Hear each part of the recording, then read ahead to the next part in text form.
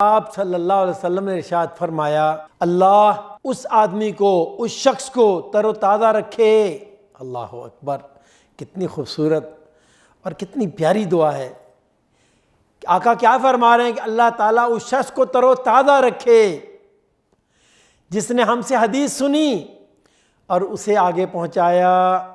اللہ اکبر، اللہم اجعلنا منہم، اللہم اجعلنا منہم بمنک و کرمک یا رب العالمین۔ فرمایا کیونکہ اکثر وہ لوگ جن کو حدیث پہنچائی گئی ہو وہ سننے والوں سے زیادہ یاد رکھنے والے ہوتے ہیں۔ اللہ اکبر، اور حقیقت بھی یہی ہے ناظرین کرام، یہی حقیقت ہے۔ اللہ اکبر۔ امام الانبیاء سید المرسلین حبیب رب العالمین اس حدیث مبارکہ میں کیا ارشاد فرما رہے ہیں کہ اللہ اس شخص کو تر و تازہ رکھے۔ ارے میرے بھائی، ارے میری بہن، غور کر، یہ دعا کون دے رہا ہے؟ تر و تازہ رہنے کی دعا کون دے رہا ہے؟ وہ دے رہے ہیں رب کعبہ کی قسم، اللہ کی پوری کائنات میں نہ ان جیسا ان سے پہلے تھا، نہ ان کے زمانے میں، نہ ان کے بعد قیامت تک ہوگا، وہ دعا دے رہے ہیں۔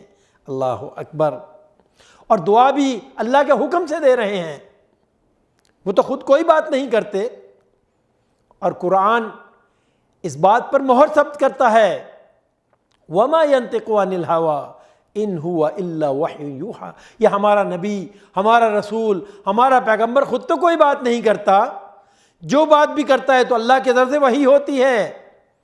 اللہ کے حکم سے یہ قیمتی نسخہ، یہ قیمتی دعا امت تک پہنچائی جا رہی ہے کہ چاہتے ہو کہ اللہ تمہیں تر و تازہ رکھے۔ اور یہ جو بار بار تر و تازگی کی بات ہو رہی، اس سے کیا مراد ہے؟ جب تر و تازہ اس کا تصور ہم ذہن میں لاتے ہیں کیسا لگتا ہے؟ شاد و باد لگتا ہے کہ بندہ شاد ہے، آباد ہے، خوشحال ہے، اطمینان ہے اسے ہمیشہ کا، پرسکون ہے وہ۔ اور اللہ کے نبی سے شاد و آباد کہہ رہا ہے، اس کا مطلب یہ ہے کہ اللہ نے اس کے نصیب میں جنت کو رکھ دیا ہے، کیونکہ شادمانی تو جنت میں نصیب ہوگی، سکون و اطمینان تو جنت میں ملے گا۔ اور جہنم سے برات کا اعلان بھی ہے یہ کہ جب جنت مل گئی تو جہنم کا رستہ بند ہو گیا۔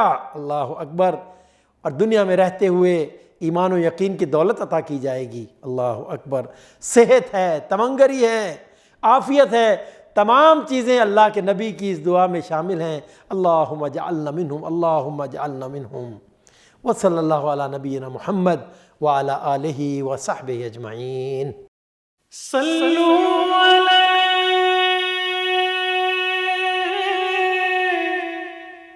وآلہ